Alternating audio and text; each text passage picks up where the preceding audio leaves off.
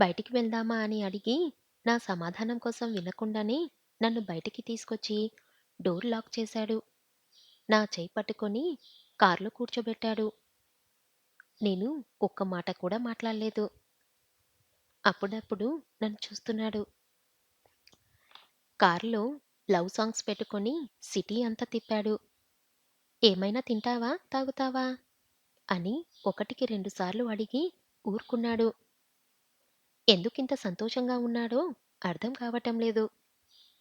రాత్రి 1 గంటలకు ఇల్లు చేరాం. ఆయన ఎందుకిలా చేస్తున్నాడా అని ఆలోచిస్తూ ఉంటే నా తల బద్దలైపోతుంది. బాల్కనీలో కూర్చొని బావ ఎందుకలా బిహేవ్ చేస్తున్నాడా? బావ రూమ్‌కి వెళ్ళి డ్రెస్ చేంజ్ చేసుకొని బయటికి వచ్చి, నా కోసం రూమ్‌లో వెతికి బాల్కనీలోకి వచ్చి నా పక్కన కూర్చున్నాడు. "ఏమైంది? ఏం ఆలోచిస్తున్నావు?" అని అడిగాడు. "ఏమీ లేదు" అని అన్నాను. నన్నే చూస్తున్నాడు. ఏమైనా మాట్లాడతానేమోనని, కానీ తనేమైనా చెప్తే విని రియాక్ట్ అవుదామని చాలా సేపు చూసి, ఇంక ఊరుకోలేక "ఏమిటిది?" అని అడిగాను. అప్పుడేమో కేక్ పెడితే తినకుండా పక్కన పెట్టేశావు. ఇప్పుడేమో మళ్ళీ వెళ్ళి కేక్ కొనుక్కొచ్చి నా చెయ్యి పట్టుకొని కేక్ కట్ చేశావు. ఎందుకలాగా? ఓహ్! అదా! కేక్ కట్ చెయ్యగానే ఫస్ట్ నువ్వే పెడతావేమోనని ఆశపడ్డాను. కానీ నువ్వు లాస్ట్‌కి వచ్చావు. నువ్వు లాస్ట్ ఉండటం నాకు నచ్చలేదు. అందుకే మళ్ళీ కేక్ కొనుక్కొచ్చాను. బయటికెందుకు తీసుకెళ్ళావు? నాకు నీతోనే ఉండాలనిపించింది. ఇంట్లో ఉంటే ఇద్దరం వేరు వేరు రూమ్‌లో ఉంటున్నాం కదా! అందుకని. ఇన్ని రోజులు అయిన దానికి కాని దానికి అరిచేవాడు. ఇప్పుడెందుకిలా మారిపోయాడో అని ఆలోచనలో పడ్డాను. నాకు ఆకలిగా ఉంది. ఏమైనా ఉందా తినడానికి? అని అడిగాడు. నేను వెంటనే లేచి ప్లేట్‌లో అన్నం పెట్టుకొని వచ్చి డైనింగ్ టేబుల్ దగ్గరికి రమ్మని అన్నాను. ఇక్కడే తింటాను అని అన్నారు. వాటర్ తీసుకొని బాల్కనీలోకి వెళ్ళాను. ఆయనకి ప్లేట్ ఇచ్చాను. నువ్వు కూడా కూర్చో అనటంతో కూర్చున్నాను. తిను అని నాకు ఒక ముద్ద నా నోటి దగ్గర పెట్టారు. నాకేమీ వద్దు అని అన్నాను. నువ్వు డిన్నర్ చెయ్యలేదు కదా! ఎందుకు తినవు? అని కసిరాడు. ప్రతిదానికి ఎందుకలా కసిరిస్తావు? అని ఏడుస్తూ అన్నాను. సారీ తిను అని అనగానే ముద్ద పెట్టించుకున్నాను. సగం అన్నం తిన్నాక నేనొకటి అడుగుతాను. ఇస్తావా? అని అన్నారు. ఏమై ఉంటుందా అని ఆలోచనలో పడ్డాను. బహుశా ఆయన విడాకులు అడుగుతాడేమో అని డౌట్ వచ్చింది. అందుకేనా ఈ నటన అంతా? నేను ఏమంటానో అని వీళ్ళిద్దరూ ఇలా ప్లాన్ చేశారా? అందుకేనా నన్ను బయటకు తిప్పింది? అందుకేనా నాకు అన్నం కలిపి తినిపిస్తున్నారు? అని నా ఆలోచనలు నా కంట్రోల్‌లో లేకుండా పోయాయి. వందనా! నిన్నే అని బావ అనటంతో తేరుకొని ఏంటి? అని అన్నాను. నాతో ఫ్రెండ్‌షిప్ చేస్తావా? అని అడిగారు. ఎందుకు అని అడిగాను. ఫ్రెండ్‌షిప్ అడుగుతున్నానే అని అన్నారు. నీకు నేను ఇష్టం లేదు కదా! మళ్ళీ నాతో ఫ్రెండ్‌షిప్ ఏంటి? అని అన్నాను.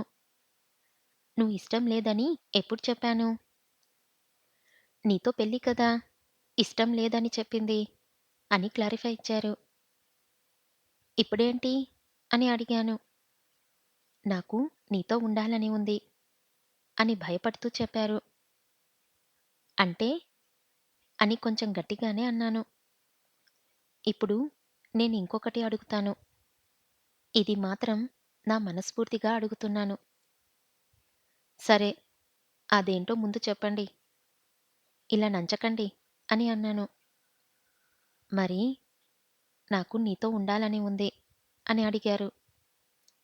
కాసేపు ఆలోచించి, హా! మనం కలిసేగా ఉన్నాము అని అన్నాను. ఎక్కడ కలిసి ఉన్నాము? అంటూ నా మీద చెయ్యి వెయ్యబోయారు. నేను దూరం జరిగాను. చూసావా? ఇలా ఉండటం నాకిష్టం లేదు. మరి రవలి? నచ్చచెప్పాను. నాకు పెళ్లయిపోయింది అని ఆపేశాడు. ఏమైంది? అని అడిగాను. వదిలేయ్ ఆ విషయం. నువ్వు చెప్పు. నాకు నీతో ఉండాలని ఉంది. నీకిష్టమైతే మనం ఫ్రెండ్స్ అవుదాము. సడెన్‌గా ఏమైంది? నీతో ఉండి నాకు నువ్వు నచ్చావు. నువ్వు ఎల్లవేళలా చూసుకుంటూ, నన్ను అర్థం చేసుకుంటూ, ఇంతకన్నా మంచి ఫ్రెండు నాకు ఎవ్వరు దొరకరు. ఒకవేళ నీకు ఇష్టం లేకపోతే వెయిట్ చేస్తాను అని అన్నాడు. మొగుడు పెళ్ళాల మధ్య ఫ్రెండ్‌షిప్ ఏంటి? అని అనుకొని ఊరుకున్నాను. సరే బావా! అని అన్నాను. వందన, నిన్ను పెళ్లయినప్పటి నుండి అరుస్తూనే ఉన్నాను కదా! నా మాటలతో చాలా బాధపెట్టాను. ఐయామ్ రియల్లీ సారీ రా! నన్ను క్షమించగలవా? అని చేతులు పట్టుకొని మరీ అడిగారు. కాదనలేకపోయాను. సరే బావా! అని అన్నాను.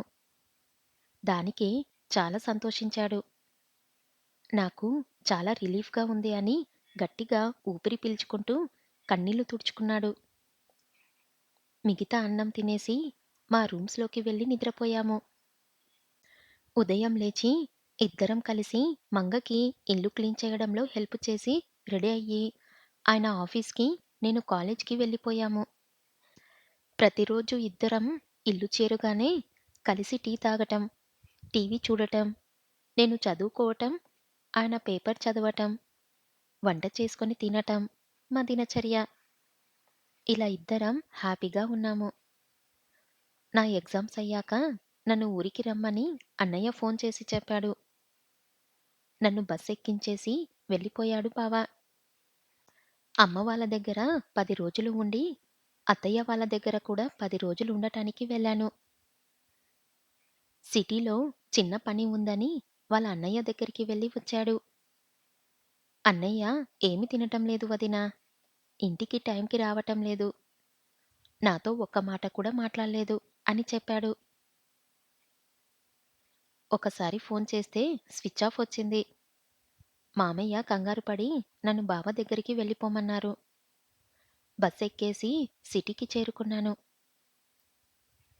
బావనే వచ్చాడు. పికప్ చేసుకొని నన్ను చూడగానే నన్ను వెంటనే హగ్ చేసుకున్నాడు. ఏంటి బావ ఇది? అందరూ మన్నల్ని చూస్తున్నారు. వదులు అని చెప్పాను. నన్ను వదలకుండా ఏడుస్తూనే ఉన్నాడు. ఏమైంది బావా? అని అడిగాను.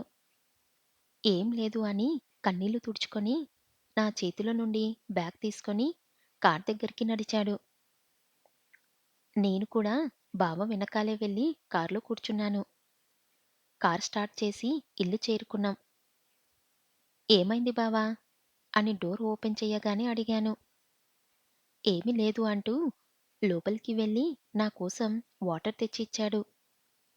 నాకేమీ వద్దు అని గ్లాస్ పక్కన పెట్టేసి బావ వెనకాలే తన రూంలోకి వెళ్ళబోయాను. లోపలికి రావద్దు అని ఆపేశాడు. ఆ రోజు నుండి నన్ను ఆ రూంలోకి రానివ్వకుండా ఎప్పుడూ డోర్ లాక్ చేసే ఉంచేవాడు. మంగని కూడా కనీసం రూమ్ క్లీన్ చెయ్యనివ్వకుండా తనే చేసుకునేవాడు. నాతో బానే ఉంటున్నాడు గాని, ఆ రూమ్‌కి లాక్ వేయడమేంటి అంటే చెప్పేవాడు కాదు. అలా చాలా రోజులు గడిచాయి. ఆఫీస్ పార్టీ ఉందని ఒకరోజు తీసుకెళ్ళాడు. ఆ రోజు రవలి మెడలో నల్లపూసలు చూసి ఆశ్చర్యపోయాను. బావ నాకు ఒక్క మాట కూడా చెప్పలేదే అని కొంచెం బాధేసింది. బహుశా బావ అందుకే అంత బాధపడ్డాడేమో అనిపించింది. బావ ఫ్రెండ్స్‌తో కూర్చొని పార్టీ ఎంజాయ్ చేస్తున్నాను. రవలి వాళ్ళ హస్బెండ్ చాలా అందంగా ఉన్నాడు. బావ అతనితో చాలా నార్మల్‌గా మాట్లాడుతున్నాడు. నా దగ్గర ఎవ్వరూ లేకపోవటం చూసి రవలి నా దగ్గరికి వచ్చే కన్నిటిని తిప్పుకుంటూ, "ఇదంతా నీ వల్లే" అంటూ గట్టిగా అరిచి ఇంకా ఏదో అనబోతుంటే, బావ వచ్చి, "రవలి ప్లీజ్ కామ్ డౌన్" అంటూ తనని సముదాయించడానికి ట్రై చేస్తున్నాడు. కావ్య వచ్చి, "రవలి కమ్ విత్ మీ" అని చెప్పి రవలిని తీసుకెళ్ళిపోయింది. బహుశా ఆమెకి బావని నేను పెళ్లి చేసుకున్నందుకే ఆమె ఇంకొకరిని పెళ్లి చేసుకోవాల్సి వచ్చిందని నాపై కోప్పడి ఉంటుందని అర్థమైంది. బావ వచ్చి ఇంటికి వెళ్దామా అని అడగడంతో, "మీ ఇష్టం బావ" అని అన్నాను. బావ వాళ్ళ ఫ్రెండ్స్ వచ్చి, "అరేయ్! ఇంకా పార్టీ అయిపోలేదురా! ఎక్కడికి వెళ్ళేది లేదు" అని మమ్మల్ని వెళ్ళనివ్వలేదు. "సిస్టర్ మీరు భోజనం చెయ్యండి" అని చెప్పి బావని తీసుకొని ప్రమోద్ వెళ్ళిపోయాడు. నేను భోజనం చేసి బావ కోసం వెయిట్ చేస్తూ కూర్చున్నాను. బావ రాగానే అందరికీ బాయ్ చెప్పి ఇంటికి బయలుదేరాము. ఇంకోసారి ఆఫీస్ పార్టీకి నేను వెళ్ళకూడదు అని అనుకున్నాను. నేను వెళ్తే ఆ అమ్మాయికి బాధగా ఉంటుంది. ఎందుకులే అనిపించింది. ఇంకోసారి మీ వెంట పార్టీకి రాను బావా అని అన్నాను. సరే అని అన్నాడు. కార్ చాలా స్పీడ్‌గా డ్రైవ్ చేశాడు. ఏమైంది? ఇప్పటి వరకు బానే ఉన్నాడుగా? ఇంత స్పీడ్‌గా డ్రైవ్ చేస్తున్నాడు? ఇప్పుడేమైనా అంటే మళ్ళీ నన్ను అరుస్తాడేమో అని గట్టిగా పట్టుకొని కూర్చున్నాను.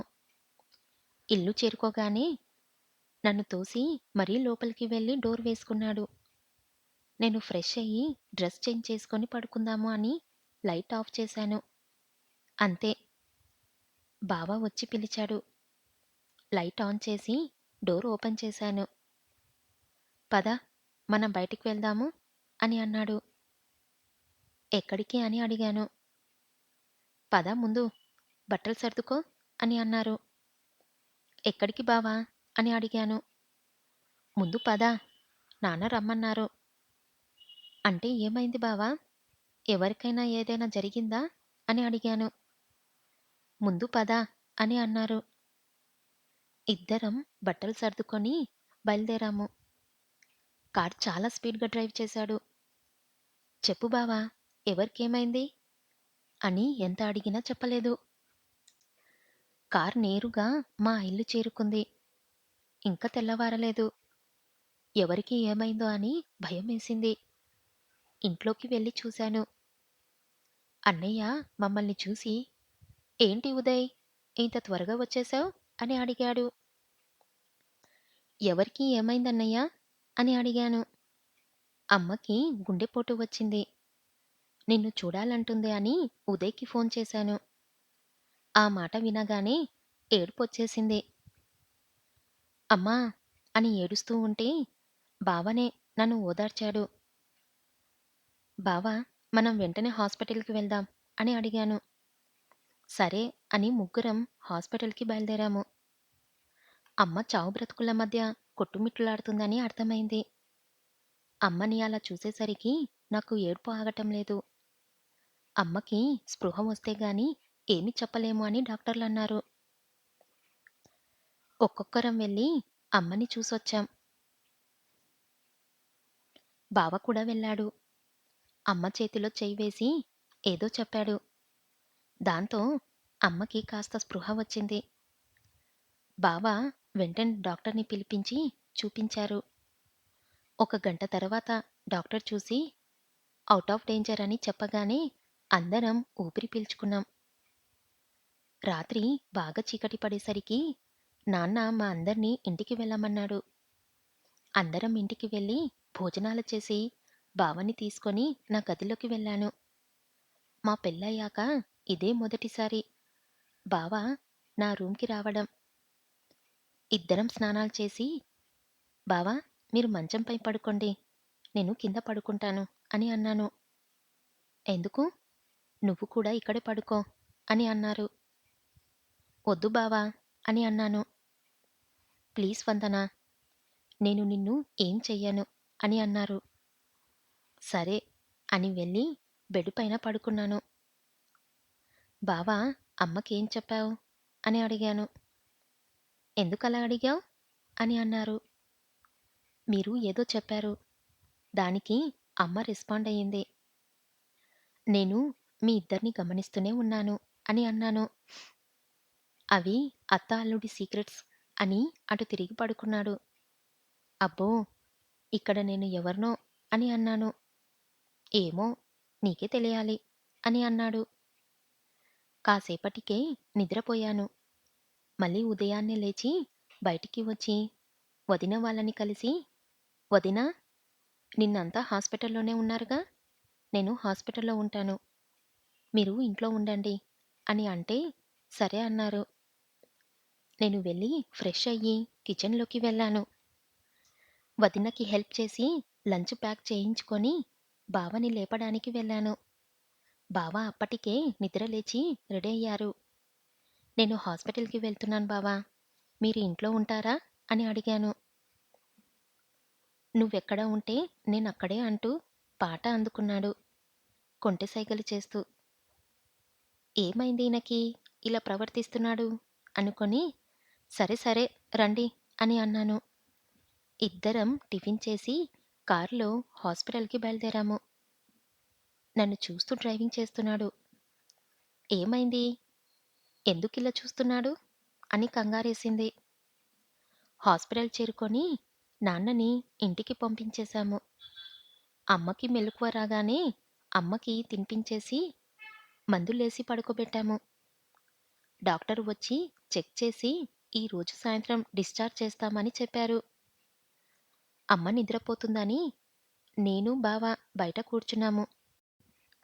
అమ్మని ఎప్పుడు అలా చూడలేదు బావా! చాలా భయమేసింది నిన్న అని అన్నాను. అమ్మ కదా! ఆ మాత్రం భయమవుతుందిలే వందన. ఇప్పుడు తనకి ఏమీ పర్వాలేదు. నువ్వేం భయపడకు అని అన్నారు. అవును బావా! ఇంతకీ మీరు అమ్మకి ఏం చెప్పారు? అని మళ్ళీ అడిగాను. నువ్వు మా మధ్యలో రాకు అని అన్నాడు. నాకు కొంచెం కోపం వచ్చింది కానీ, బావ వల్లే అమ్మ కోలుకుంది అనేది వాస్తవం. ఒక 2 రోజులు అమ్మని హాస్పిటల్‌లో ఉంచాము. రవలి బావకి ఫోన్ చేయటంతో బావ పక్కకి వెళ్లి మాట్లాడి వచ్చాడు. చాలా సంతోషంగా వచ్చి కూర్చున్నాడు. ప్రమోద్ కూడా ఫోన్ చేయటంతో థాంక్స్ రా అని చెప్పి, నేను ఈరోజే బయలుదేరుతున్నాను. నేనింకా ఒక్క నిమిషం కూడా ఆగలేను అని చెప్పి ఫోన్ పెట్టేశాడు. మిగతా ఫార్మాలిటీస్ అన్నీ పూర్తి చేసి అమ్మని డిశ్చార్జ్ చేయించుకొని ఇంటికి వెళ్ళాము. బావ అదే రోజు ఇంటికి వెళ్ళిపోయాడు. నేను ఒక 2 రోజులు ఉండి ఇంటికి వెళ్ళిపోయాను. బస్సు లేట్ అవ్వటంతో నేను ఇంటికి వెళ్ళేసరికి బావ ఆఫీస్‌కి వెళ్ళిపోయాడు. నా దగ్గర డూప్లికేట్ కీస్ ఉండటంతో డోర్ ఓపెన్ చేసి లోపలికెళ్ళాను. నా రూమ్‌కి వెళ్ళి నా బ్యాగ్ పెట్టేసి కబోర్డ్ ఓపెన్ చేశాను. నా డ్రెస్సు, నా సామాన్లు ఒక్కటి కూడా లేదు. అందులో అన్ని బావ బట్టలే ఉన్నాయి. బావ తన రూమ్ లాక్ చేయలేదు. సరే చూద్దామా? వద్దా?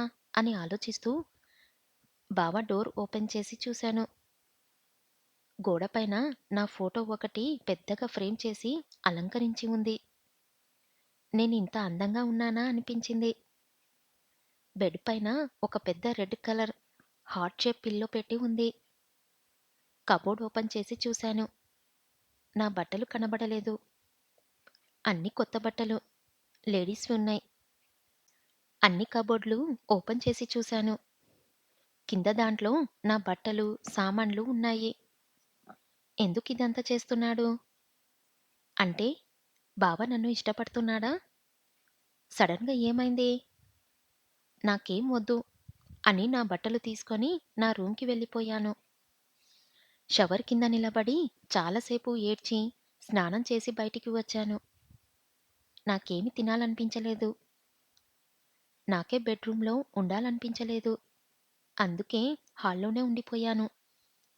సాయంత్రం బావ ఇంటికి వచ్చే టైమయింది. అయినా ఇంటికి రాలేదు. ఏం జరిగింది? ఆయన ఎందుకిలా చేస్తున్నాడు? ప్రతిరోజు టైంకే వచ్చేస్తాడు. ఏమైంది? ఇంకా రాలేదు? అని మెట్లపైన చాలాసేపు కూర్చొని చూశాను. చాలాసేపు చూసి చూసి లోపలికి వెళ్ళిపోయాను. అప్పుడు ఆకలిగా అనిపించి కిచెన్‌లోకి వెళ్లి చూశాను. వంట చేసి రెడీగా ఉంది. అంటే ఉదయం నా కోసం వంట చేసి రెడీగా పెట్టారు. మంగ చేసి ఉండి ఉంటుందిలే అని అనుకొని అన్నం వేడి చేసుకొని పెట్టుకొని తింటున్నాను. అవి మంగ చేసిన వంటలా లేదు. అంటే బావ చేశాడా అని అనుకొని భోజనం చేసి హాల్లోనే కూర్చున్నాను. బావ ఎంతకీ రాకపోవటంతో హాల్లోనే పడుకుండిపోయాను.